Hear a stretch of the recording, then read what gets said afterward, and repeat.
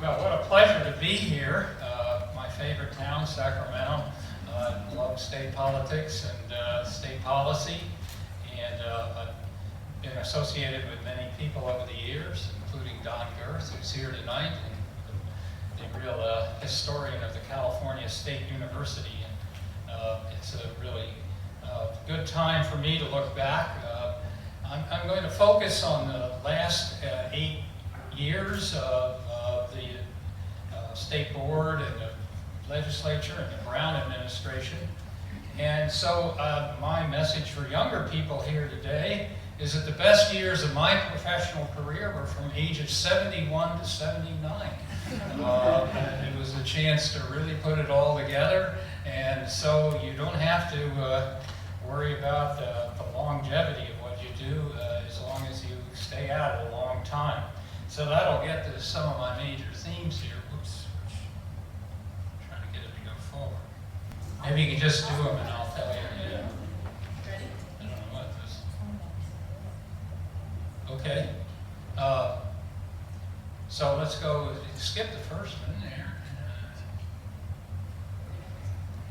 Okay, skip that. Go ahead, go to the second.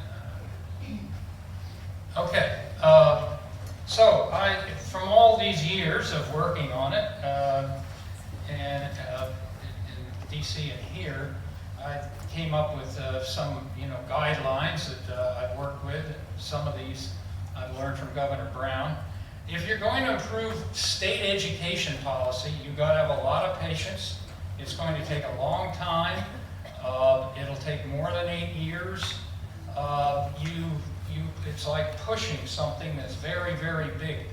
And so the first area is really patience.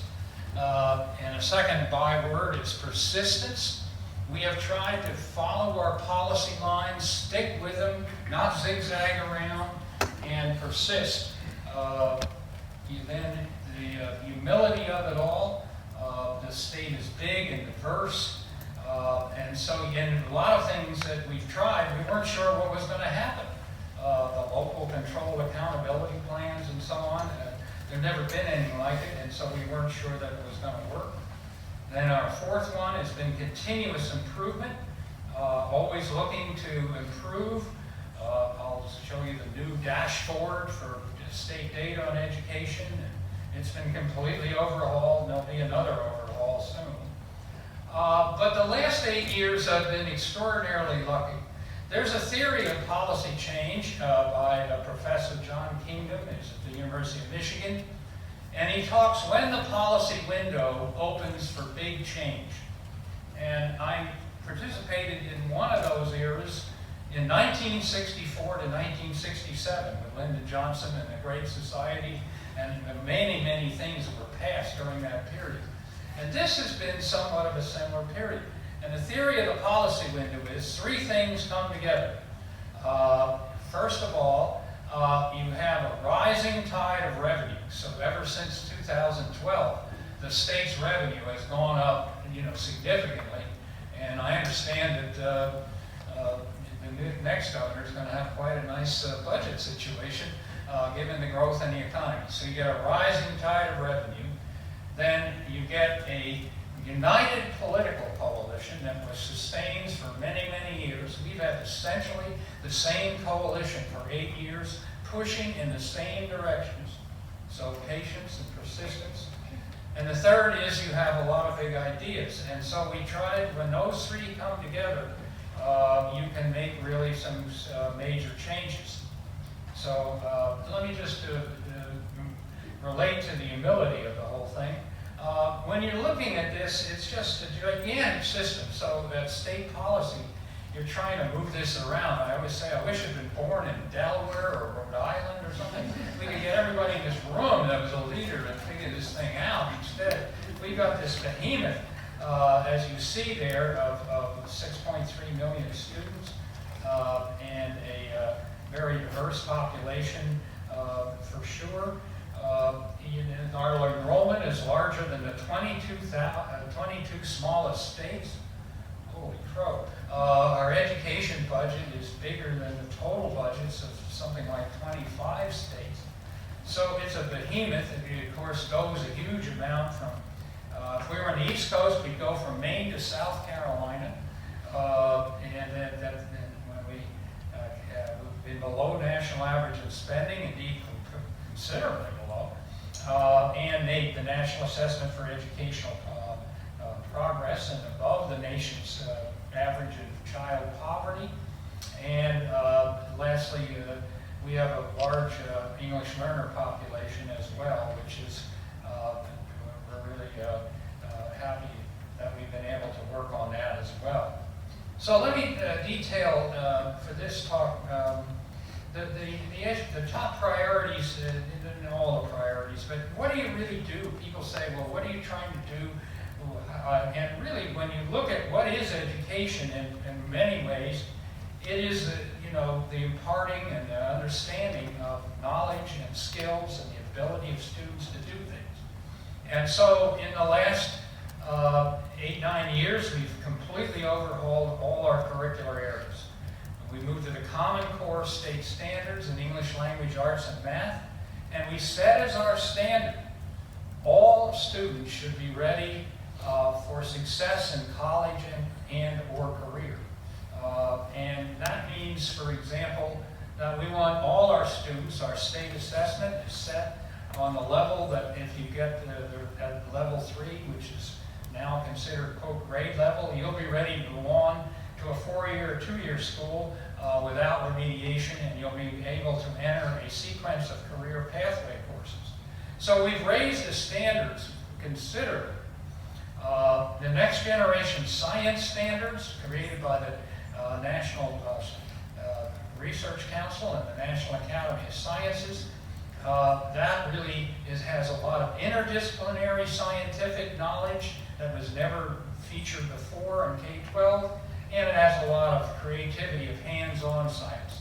So our new science assessment coming online that I'm going to review tomorrow will have content that you know.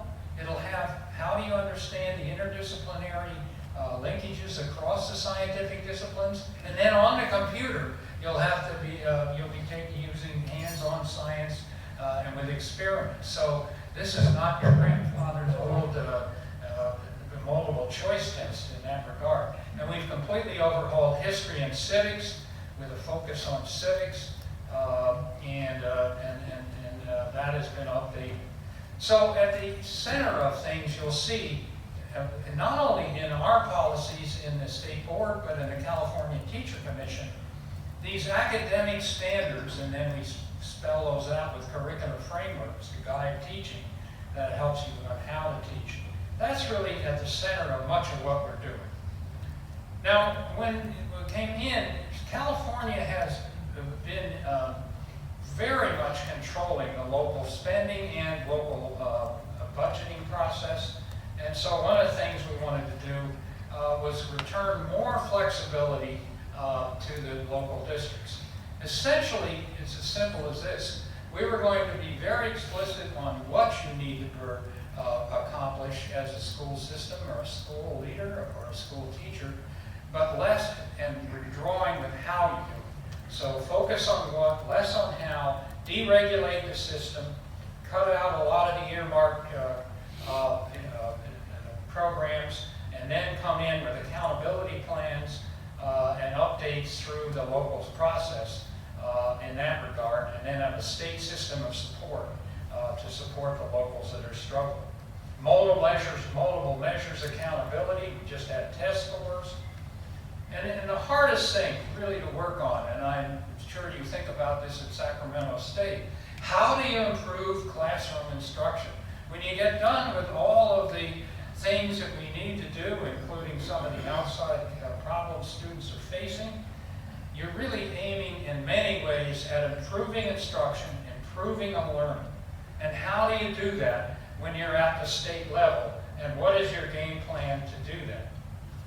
So let me talk a little bit about one thing we didn't do, because I think this is crucial. Remember I talked about keep your political coalition together.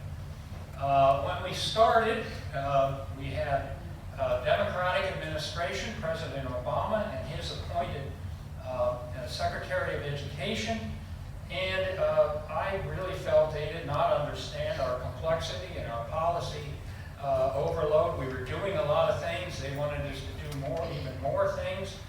And we made the decision early that California can implement its own agenda, but not the one that Secretary Duncan was pushing in Washington. For example, he told me in 2015, if you want either money from our race to the top or a waiver from all our federal requirements, from several of our federal requirements under the law, and other goodies that we could give you, you must have a common teacher evaluation system in 11,000 schools in California within the next 2 years. And I said, this is really a dumb idea. We're just phasing in the Common Core.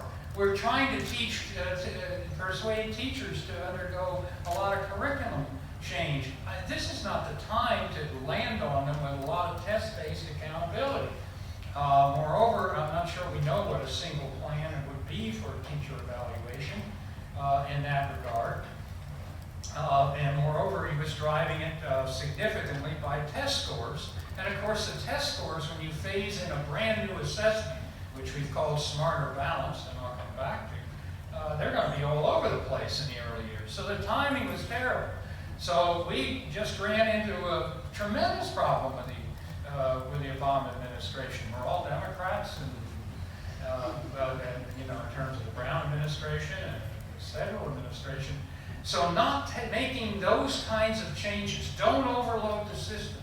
Have your phasing in there so that it's on the right time, I think was crucial. It also helped keeping the local educators within our coalition, because we would have, sent a lot of noise in. So this is my grand scheme.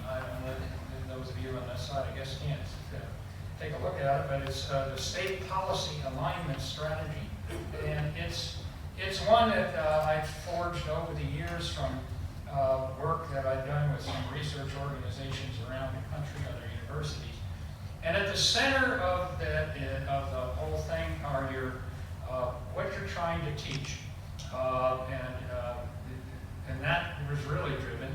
And you'll see when I talk about the California Teacher Commission that they have the standards and of the subject matter areas at the center of their policies.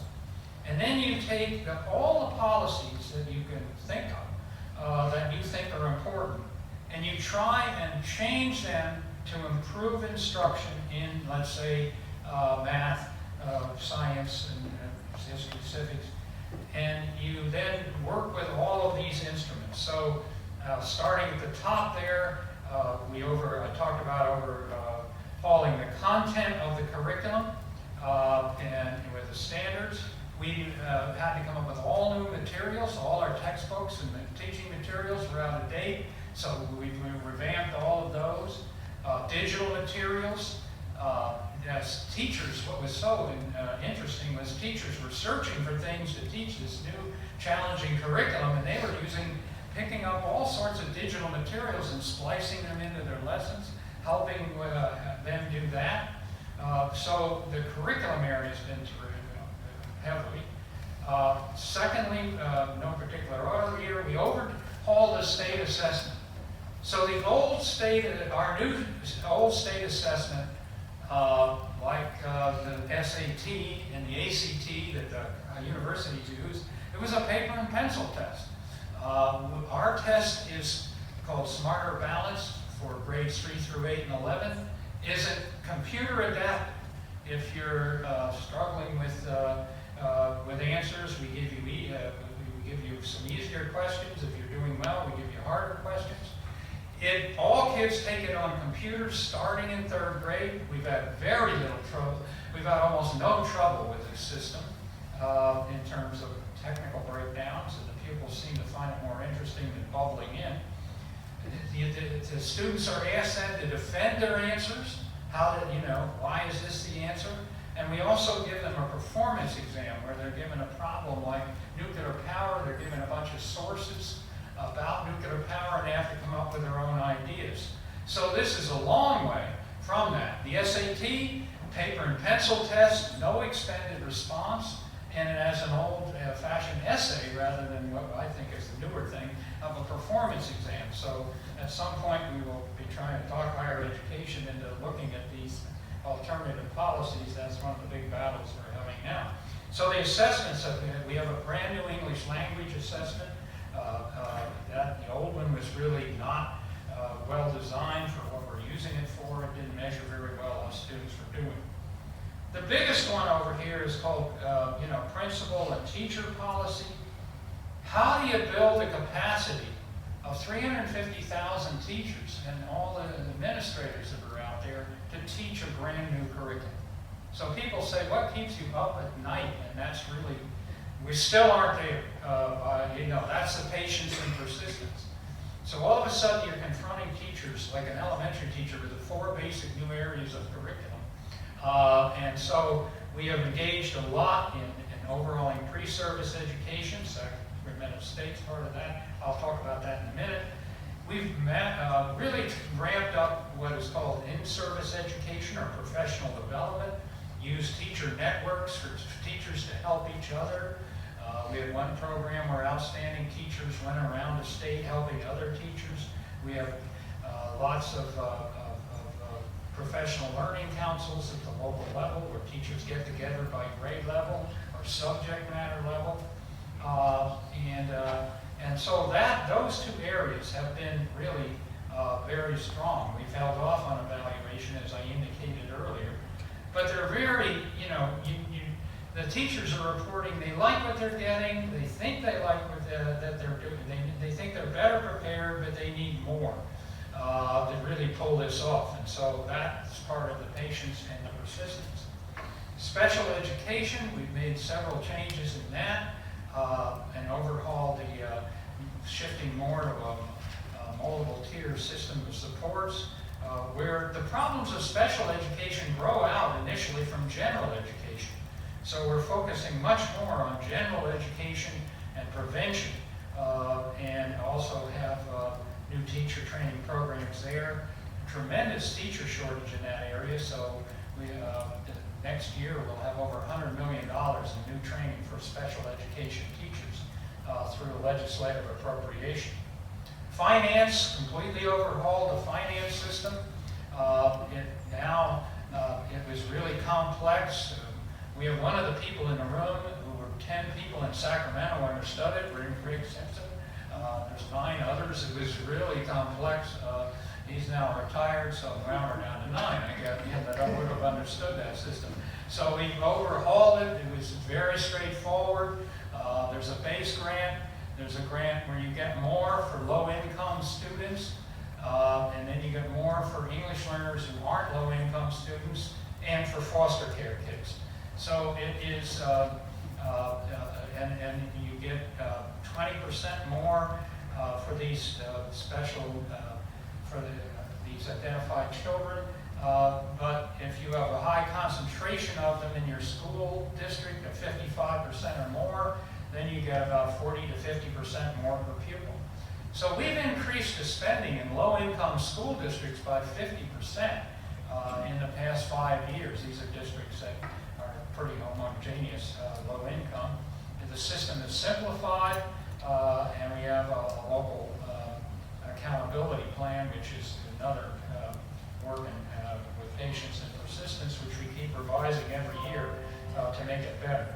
English learner, when we came in, the English learner standards were separate from the other standards. And we've now reformulated the English learner standards to integrate them, not as a sideline, but as part of the English learner, English language arts curriculum under Common Core. We've been financing more teachers in that area, still not enough. So that's we have a brand new assessment for them, and the legislature's working on a new exit policy for students who are known there. Career and technical education spent $1.5 billion building career pathways. High school courses that are in career pathways that are linked to community college courses or other training courses. More to do there, but I think we made a considerable progress there. College awareness and college readiness have been increased. Remember, our standard of our assessment in 11th grade is you're college ready.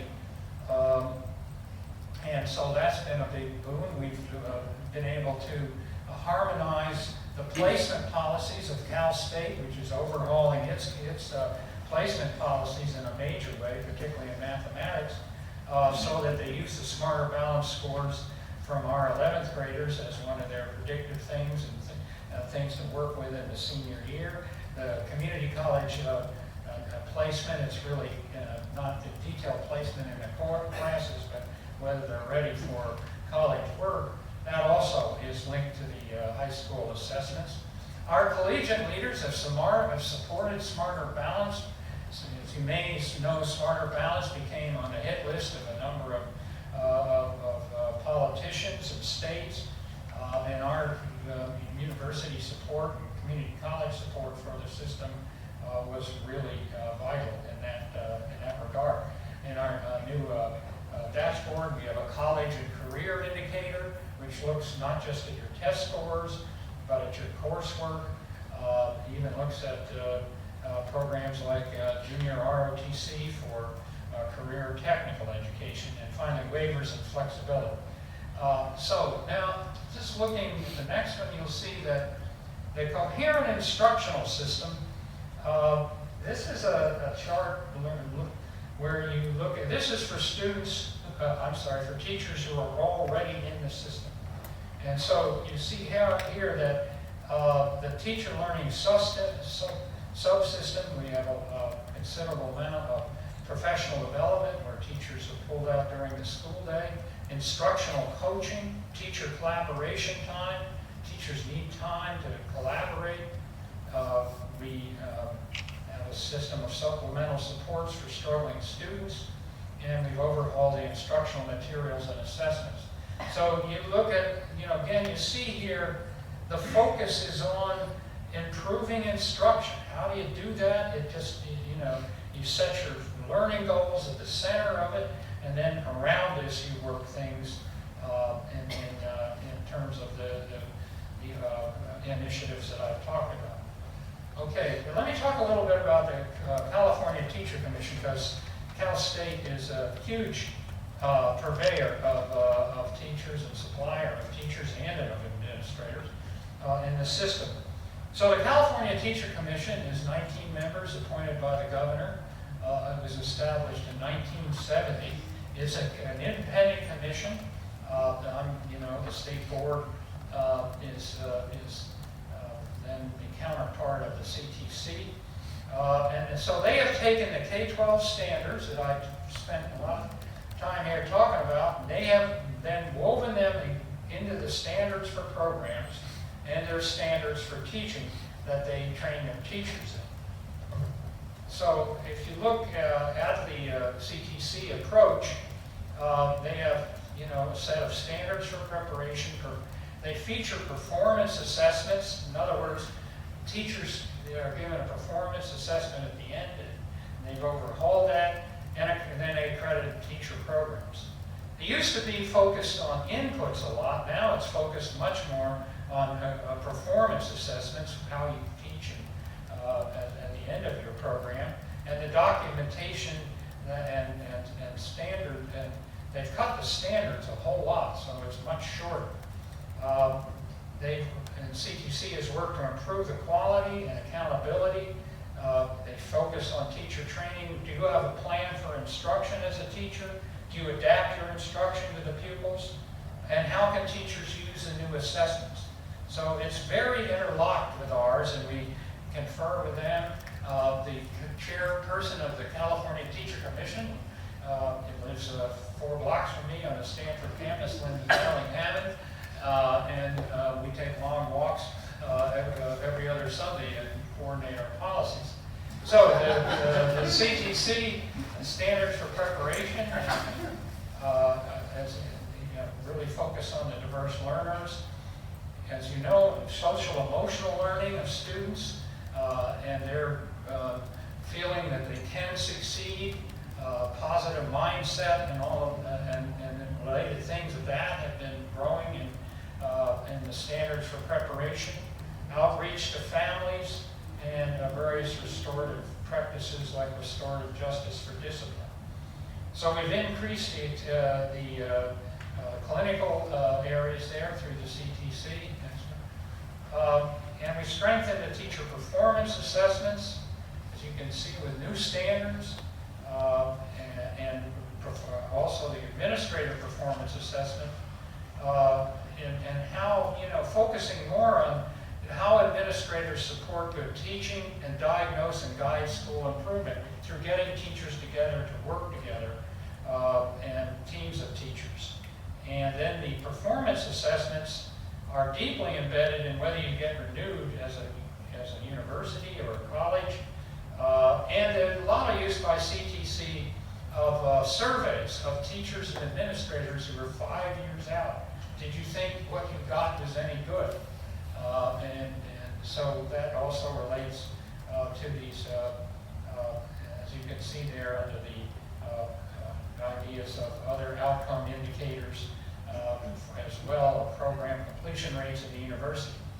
So there's been a tremendous overhaul, and so we're producing new teachers, I think, at a very higher quality than we were before. And the shortage really caught us by surprise, frankly. Well, by 2012, we had a big surplus. There weren't any jobs. I was up at San Francisco State. They were cutting their programs in half. And all of a sudden, it just turned on a dime. We infused a lot of money, and we couldn't get enough teachers. So we've been featuring new concepts like teacher residencies, through new state programs. And there's quite a bit of money in this, in RFPs, and I know Cal State will be looking at that. Let me move on then to the dashboard. We had an academic performance index in 2010. Well, the index had one indicator, test scores. So it was an index of 1. And so we've spent a lot of time developing the new dashboard as a sort of an area of introduction there. And I'll show you the second one, which is the dashboard is now, one of our harshest critics was the governor. I went in to show it to him. Those of he picked at it, can't understand that, this is too dense. He was aware, and most of the PTA loved our version 1.0. I'm now showing you 2.0. And he said, I'm going to give you some money. Take this out with some people that know what they're doing and overhaul this. So rather than our old pie shapes, we now have in the new one, which you're seeing before it is released, these indicators, and it's a color-coded system where blue is best and red is the worst. And then we've worked with the subgroups. To show the next one, I'll give you a better idea. So this is a look at the graduation rates, 9 through 12. You can see that this district is the indicator that is pretty far from, pretty low to the bottom, so it's orange, which is a low one. We then compute how much you've changed within the year. It declined 3%, so they're doing better in the graduation. And then at the bottom is the performance of the subgroups. But it's like a card, a baseball card. You flip it, and you can see more details. Don't have time to show you here. So we have major indicators that are out there, multiple indicators, English language arts, and then the English learner program exit, college and career, chronic absence, suspensions, and then we have 4 local indicators, including instructional resources, school climate. These are just produced at the local level and held there. These other areas. And we have a college and career indicator, as I indicated, which has multiple indicators of college and career readiness. So, the dashboard information, that's being used in several ways to essentially compare data to see if performance is improving. We cut the number of pages in the new version by 80%, so it's pretty good. And we put it all on mobile devices, so you can see your kids, your school or your district, it's not for each child, on your phone. So it's quite a good system. And now I think, so we have 2.0, and I'm looking forward to 3.0, which will be coming maybe soon, given how this evolves over time. So now what are the districts supposed to do with all this information? Well, we prompt them with questions. They have a local control plan, accountability plan that they pass along with their budget. We want them to look at address disparities in outcomes, whether it's a student group. Anything in the red or orange is really triggers scrutiny by the school board. We are assisting them in that, and more to come on the assistance. We also want them to look at the local indicators. Got a lot of interest in school climate. That's done at the local level. The state vets various instruments for the locals to use. So let me show you then the good, bad, and the ugly at this point, starting with good. So we've been, of course, increasing A to G, CSU, UC eligibility much faster than the systems can take them. So if you have a chart, the growth in A to G and readiness is like that, going like that, and then the growth of spaces in our public four-year system goes like that. So one of the major changes in my field, that Don, you'll have to overhaul your book, is how selective CSU has become and impacted campuses, impacted majors, impacted schools. Just met with their admissions committee last Friday, and we talked about them, CSU and UC, taking the Smarter Balanced assessment that I mentioned here. In addition, if they got to SAT or ACT, or they could take in that regard. But so these statistics here show how fast we're producing them, and that the gap between white and Latino students and white and African American students in CSU eligibility has declined substantially over the years from 2007 to 2015. And so we're moving that up rapidly, and of course we're getting a lot more minority students in that. So that's, that was something I remember I consulted with Texas Higher Education, and they said, if we really did this college preparation right, where the hell did we put them? And then, we should have asked that in California as well. We are in this regard. But that's an issue to be faced going forward. These are graduation rates. The federal came up with a new definition. It doesn't count the postgraduate one, where you go on in graduation. So these are our rates. They're a little lower under the federal calculations. But they've been going up steadily, as you see. Most states have seen this rise. And I think, it's a very heartening thing. Districts are just getting really sharper on spotting these problems and intervening much earlier to increase, enable more graduates. The evidence of progress on AP tests, 300,000 taken in California, up to 370,000 in 2017. California ranks 7th in the country in the percentage of students passing AP tests. We're 3rd in the country for Hispanic student passage. This is the percentage passing, not the total. We're big, so that doesn't mean anything. So we've been getting deeper in the pool with that regard. Suspensions, we have all new suspension policies. We've changed the criteria for suspension and dealt with words like willful defiance and so on, whatever that is. And we've been new programs to deal with suspension, and that's declined by 33.6%. So that table's going down. The National Assessment of Education Progress. California is a state increasing it has the biggest 10-year gain in the nation on the national assessment. We're still low, that's the bad news. We're still in the 30s somewhere among the states. When you adjust for the socioeconomic background of our students, you adjust all the states for the socioeconomic background of students, California on the National Assessment in English Language and Arts is 14th, which is interesting. I mean, we have a different student population than Vermont or Delaware or Wyoming or whatever. So that has also been encouraging to us.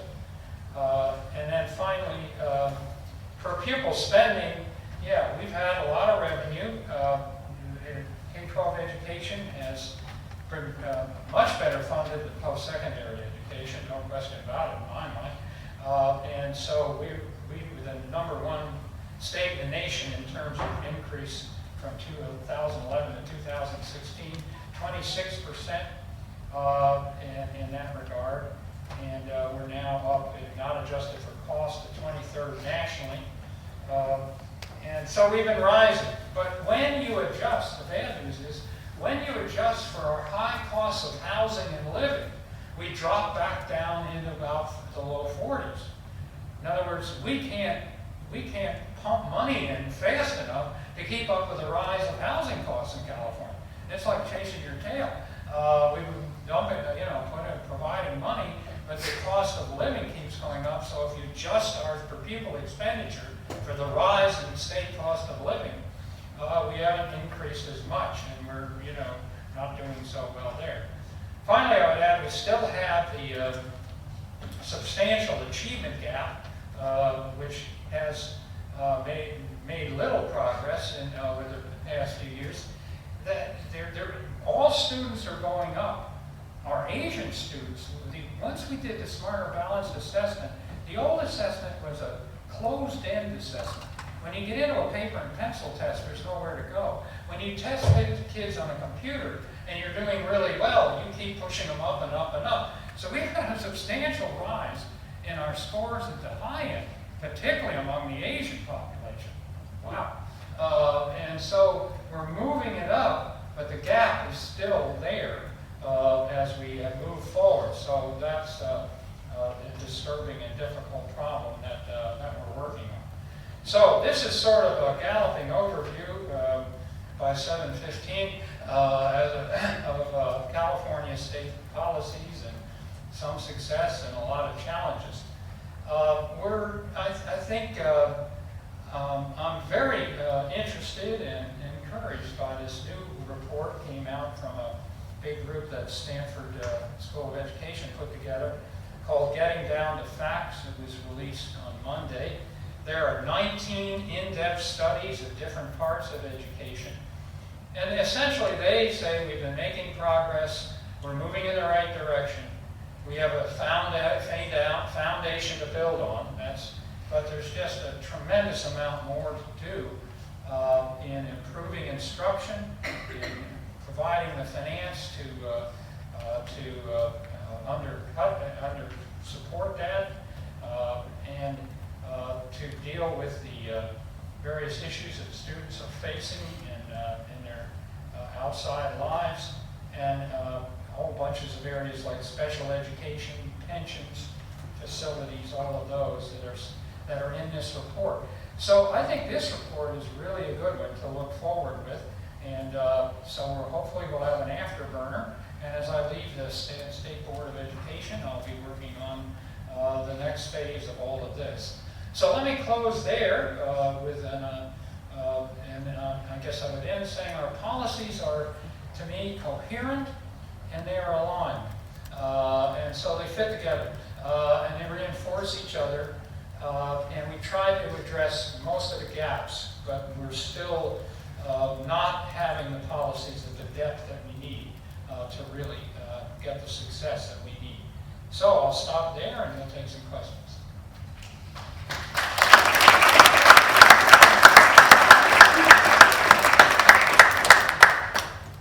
Take a pause and have some water while I find the mic.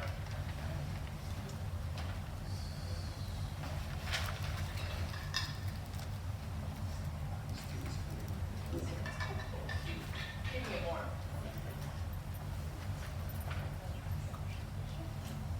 So I just wanted to express my just very, very deep appreciation for your remarks, Mike, and for really, I think galloping was exactly the right word, galloping through 40 plus years of educational policy history. If I were teaching the educational policy class, I think I would have just given up by now and asked for your PowerPoint and asked the students to read it, because I think it's so, sorry, I'm in the wrong place. So gratifying to be able to hear from somebody who sat at the center of all these really significant policy decisions and policy development phases over the course of 40 years. So thank you so much for sharing your time with us and sharing your wisdom. And most of all, I think, just dedicating your work to the students of California and the teachers and counselors and administrators who try to make their school days compelling and engaging. So we have time for questions, hard questions, because we've got the master here who can answer probably anything, and then I'll run around the room and give you the mic. You have to hold it sort of far, yeah. Joseph Berry, here at the Doctorate Education Policy and Leadership Program at Sac State. I have two questions. One's really easy, and then a second question is a little bit harder. My first question is the name of the report, or how do we find the report that you referenced last? I see a Lesnar being there. That's the easy question. And then the second question being, whether you or the governor, high-ranking officials, is there just give me a rough overview of potential ideas, if you will, for attacking the achievement gap, whether it's along racial lines or special education lines, or even how those interface, if there's any, potential thoughts towards that. Right. So the best way to consume the new report is to go on to EdSource and read John Fensterwald's summary of it yesterday. And then he has all the reports there organized beautifully. So it's just, and I think his summary of it is brilliant because it's so big and it covers so many areas. I think it's completely fair, and it covers a lot of the ground. And then he has little précis of each of the individual reports. Other way is use a search engine and put getting down to facts 2018 Stanford, something like that. But getting down to facts is the area. As to the second question, I think it's a part of the achievement gap. I think the way we have basically approached it through the schooling system, which I presented here, is through improved instruction and more understanding of students' total lives, including their social emotional lives, and more understanding of what leads to suspension, what is leading to chronic absence. Our old system just reported how many were there every day at average daily attendance, but that obscured these patterns of kids who were really out a lot. Who were they? And so, part of it is to look at an inside-outside strategy in that regard. I would think the governor would also answer on this, that he's had huge expansions in health, of Medicaid, of health programs, so you have to look at sort of the total effort in that regard.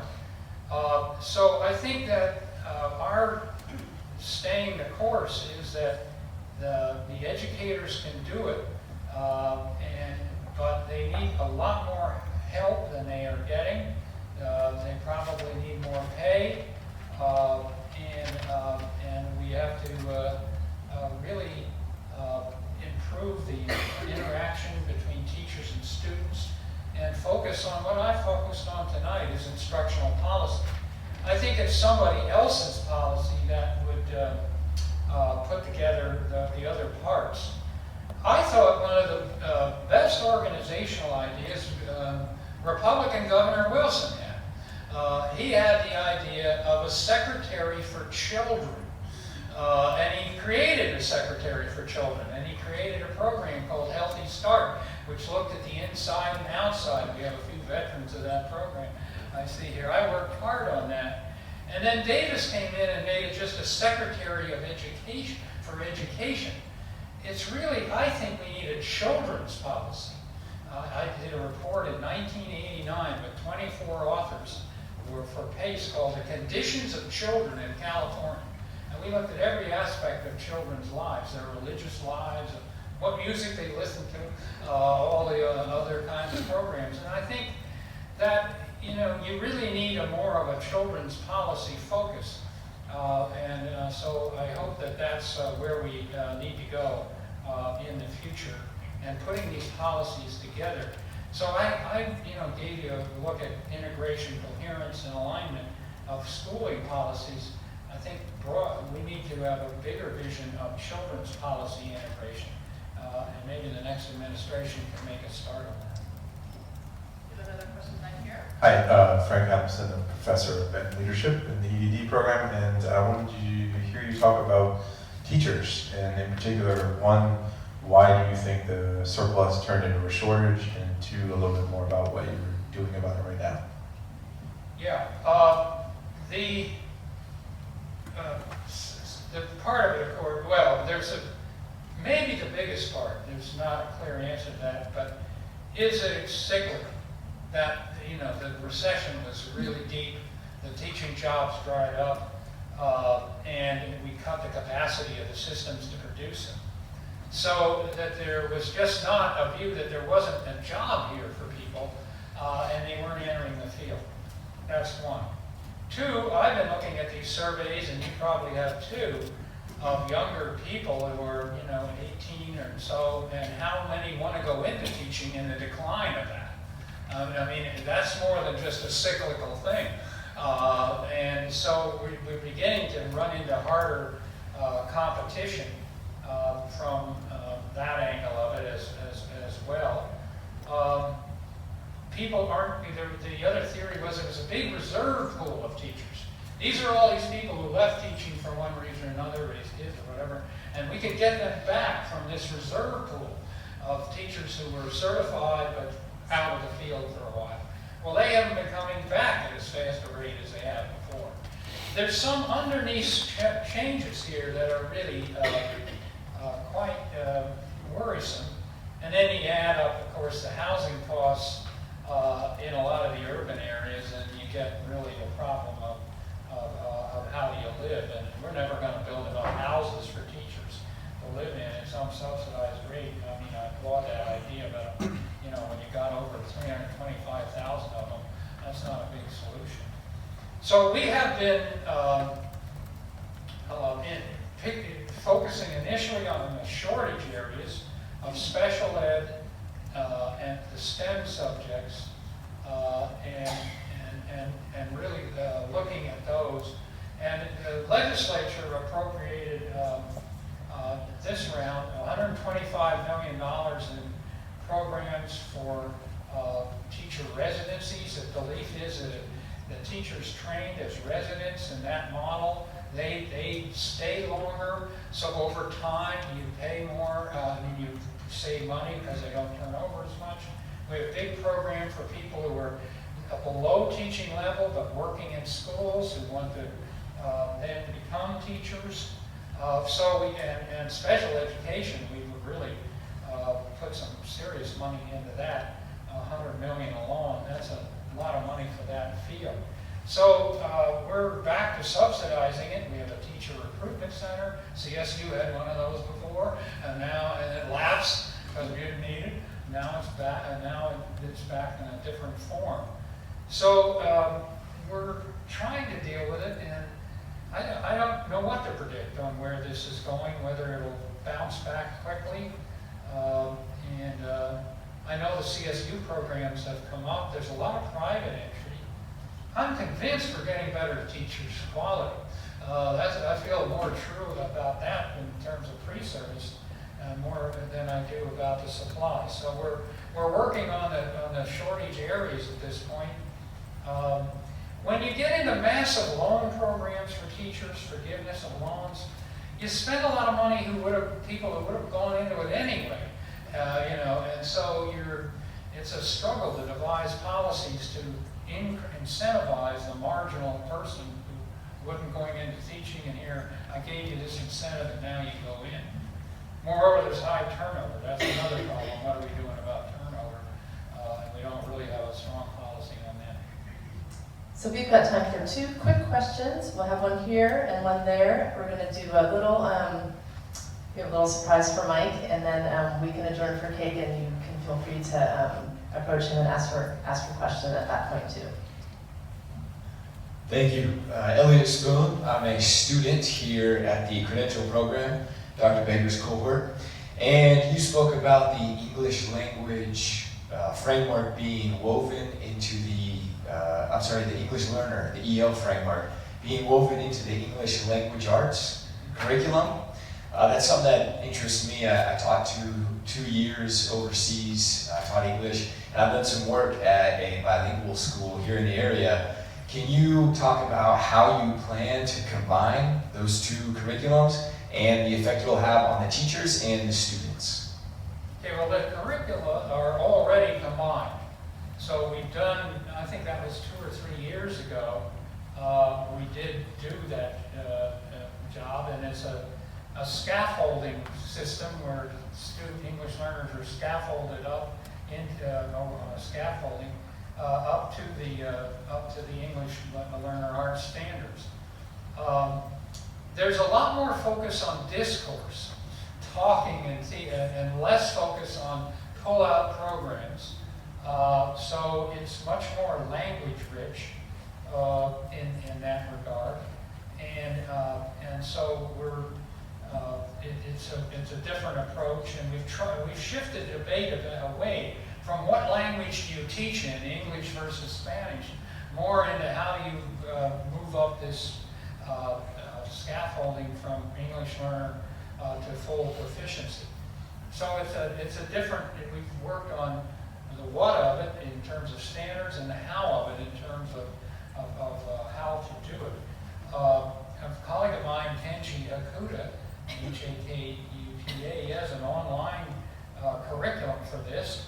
He was one of the devisers of this program, and we're doing more and more online. That's a field, an area that I think will grow over time, is online teaching. Another colleague of mine, Joe Boulder, has a math online curriculum and program, and I mean the take-up on this stuff is amazing. The numbers of thousands of people that actually get into some of this online stuff. Teachers of English learners, as I indicated, are also dragooning in from the internet lots of materials that work on this integration that I've talked about. So there's this use of internet search and then internet integration of lessons and ideas that teachers are picking up, and we've been encouraging and providing some guidance for that. So that's some of the angles of it, and you have to get a real expert to answer that in total. And one final question. I'm Christopher Morris, EDD program alum here, and presently with the Solano County Office of Education. Earlier you spoke about local control funding and how there's funding for foster youth, homeless, students in poverty, English learners, but it didn't specifically call out the lowest performing groups, which typically is African American students.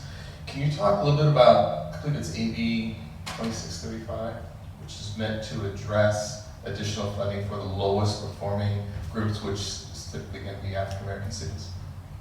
Yeah, which includes them and others. Yeah, this is a legislative initiative which the governor signed in the budget that does earmark some money for lowest performing students.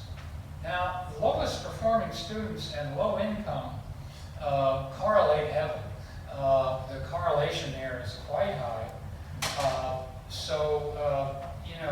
We're doing, I think, pretty well finding those, but that has been added to the formula. Thanks for pointing that out. In just the last year, the 2018 budget.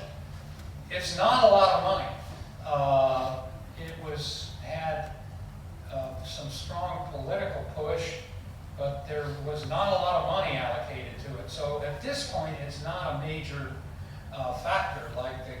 penetration factor is a 55% in the local formula.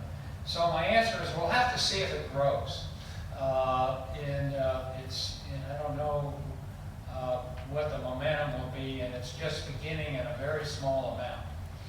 But it's interesting, and I think will be something that people will be watching in the future. So it's too early to tell whether it'll amount to a lot of money or not. I mean, there's big competitors out there now. I mean, it's no secret. The governor really funded K-12 education more than he did higher ed and more than he did preschool. And so this next governor has talked a lot about, as any good candidate will do, is where are the areas that I should move that haven't been sufficiently addressed. And if it is Lieutenant Governor Newsom, then he's really got some big promises out there on the preschool front.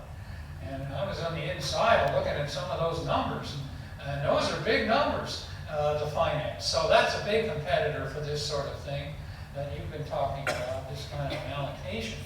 That'll be out there, and who knows what's going on with the higher education. I don't follow close enough the budget areas there. So a big competitor will be preschool, and it seems to me that will be an area to really look at. And so the next chart that one would produce would have a plan for how to integrate the flow of students from preschool into kindergarten through 3rd grade. That's a missing, my whole scheme was K-12, okay?